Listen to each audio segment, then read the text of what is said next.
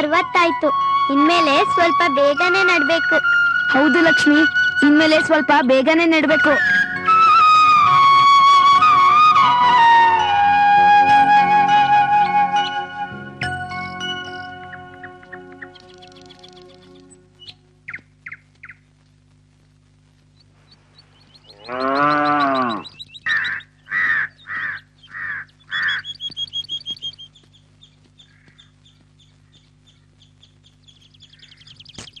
ಇರು ಗೌರಿ, ಪುಸ್ತಕ ಇಟ್ಟು ಬಂದು ಆಮೇಲೆ ನಿನಗುಲ್ಲಾಕ್ತೀನಿ.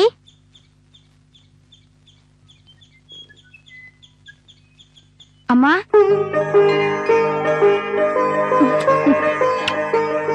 ಲಕ್ಷ್ಮಿ ಎಲ್ಲೋ? ಬರ್ತಾ ಇದ್ದಾಳಮ್ಮ. ಅಮ್ಮ, ಪುಸ್ತಕ ಇಟ್ಟು ಬರ್ತೀನಮ್ಮ. ಸರಿನಮ್ಮ.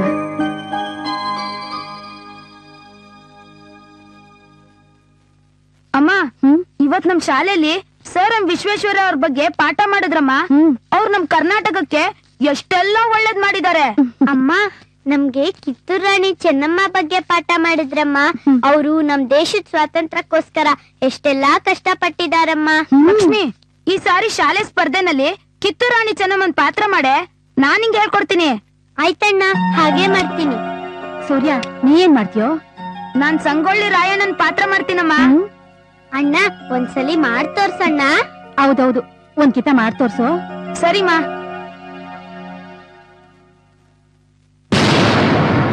ಹೀಗೋ ಮೈಸೂರು ರಾಜ್ಯದ ಮಾನ್ಯರೇ, ಸಂಗೊಳ್ಳಿ ರಾಯಣ್ಣನ ನುಡಿ ಕೇಳಿರಿ.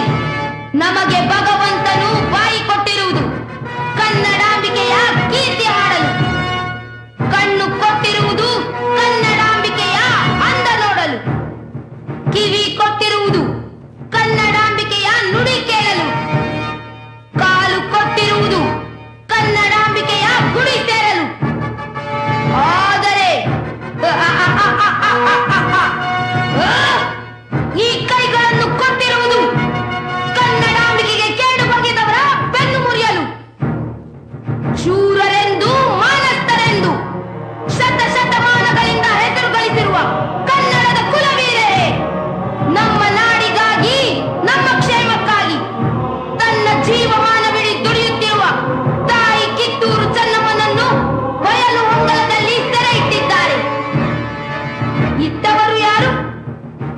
ಹೌದು, ಎಲ್ಲಿಂದಲೋ ಬಂದು ಇಲ್ಲಿನದೆಲ್ಲ ಕೊಂಡೊಯ್ಯುವ ಪರದೇಶದವರು ನಮ್ಮ ನೆಲದಲ್ಲಿ ನಾಚಿಗೀಡಾದುದನ್ನು ಮಾಡಲು ಹೇಗೆ ತಾನೇ ಸಹಿಸಬಲ್ಲೆ? ಇರಲಿ, ಅವರು ಪರದೇಶದವರು, ಇಂದು ಬಂದು ನಾಳೆ ಹೋಗುವರು. ಆದರೆ ಕುಲಕರ್ಣಿ ಕನ್ನಡವೆಂಬ ಕಲ್ಪ ವೃಕ್ಷದಲ್ಲಿ ತಾನು ಒಂದು ಎಲೆಯಾಗಿ ಜನಿಸಿರುವ, ಇಂದು ತನ್ನ ಸ್ವಾಭಿಮಾನವನ್ನೇ ತಳ್ಳಿ ಹಾಕಿ ಪರದೇಶದವರಿಗೆ ಬೆನ್ನು ಬಗ್ಗಿ ನಮ್ಮ ಸಹೋದರರನ್ನು ತೆರಿಗೆ ಕೇಳಿ ಹಿಂಸಿಸುತ್ತಿದ್ದಾನೆ. ಕನ್ನಡದ ಇನ್ನೊಂದು ಕೇಡು ಪಾಟೀಲು ಕೃಷ್ಣರಾಯ. ಈ ಸಂಗೊಳ್ಳಿ ರಾಯಣ್ಣನನ್ನು ಸೆರೆ ಹಿಡಿಯಲು ಸಂಚು ರೂಪಿಸುತ್ತಿದ್ದಾನೆ. ಜೇನಿನ ಸಿಹಿ, ಹಾಲಿನ ಬಿಳಿ, ಮಾಘ ಮಾಸದ ಚಳಿ ಇವೆಲ್ಲವೂ ಶಾಶ್ವತ. ಹಾಗೆ ಕುಲಕರ್ಣಿಯ ವಂಚಕತನ, ಕೃಷ್ಣರಾಯನ ಸಂಚು, ಪರದೇಶದವರ ಆಳ್ವಿಕೆ ಇವೆಲ್ಲವನ್ನು ಅಳಿಸುವವನೇ ಈ ಸಂಗೊಳ್ಳಿ ರಾಯಣ್ಣ ಎಂಬುದು ನಿಶ್ಚಿತ. ಜೈ ಕನ್ನಡಾಂಬಿಕೆ, ಜೈ ಚಾಮುಂಡೇಶ್ವರಿ.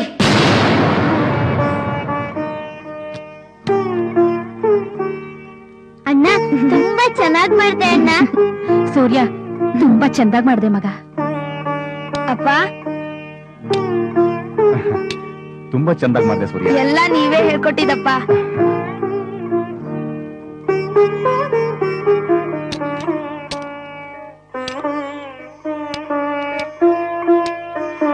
ರೀ, ಮನೆಯಾಗೆ ಇರ್ಬೋದಲ್ವಾ? ಒಲಿತಕ್ಕೋಗಿ ಏನ್ ಮಾಡ್ತೀರಾ? ಇಲ್ಲ ಶಾಂತ, ಹೊಸಿ ನೋಡ್ಕೊಂಡು ಬಂದ್ಬಿಡ್ತೀನಿ.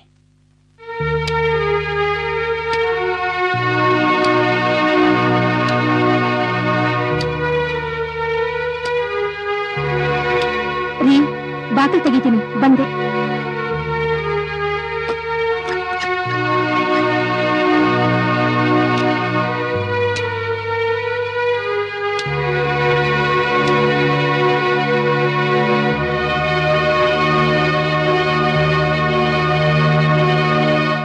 ಮಾಡದೆ ಬ್ಯಾಗ್ನ ಬಂದ್ಬಿಡಿ. ಆಯ್ತು.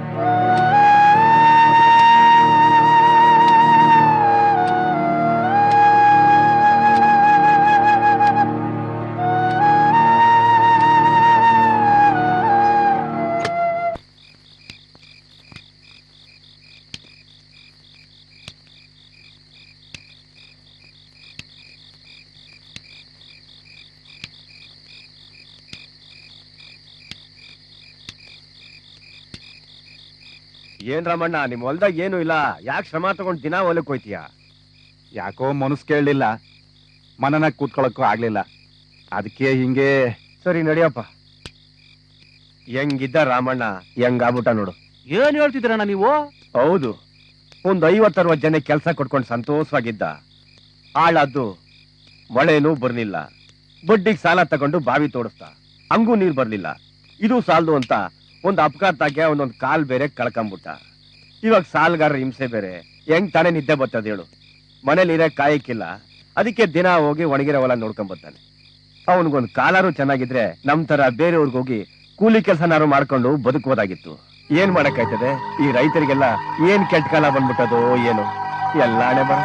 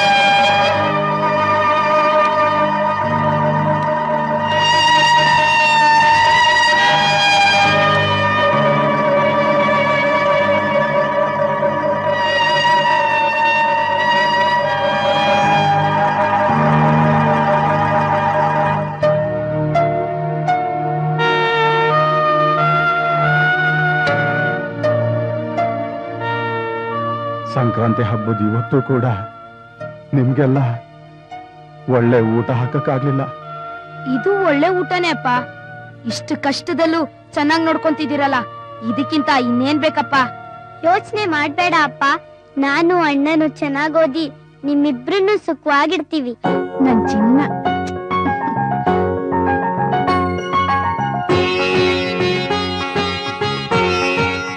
ತಗೊಳ್ಳಿಪ್ಪ, ತಗೋಮ್ಮ. ಲಕ್ಷ್ಮಿ ತಗೋ.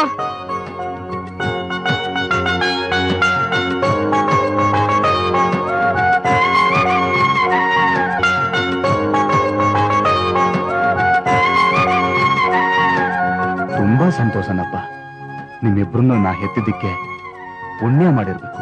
ಅಪ್ಪ, ಇವತ್ತು ಗಂಗನ್ನು ಗೌರಿನೂ ಹೊರಗಡೆ ಕರ್ಕೊಂಡೋಗ್ತೀವಿ.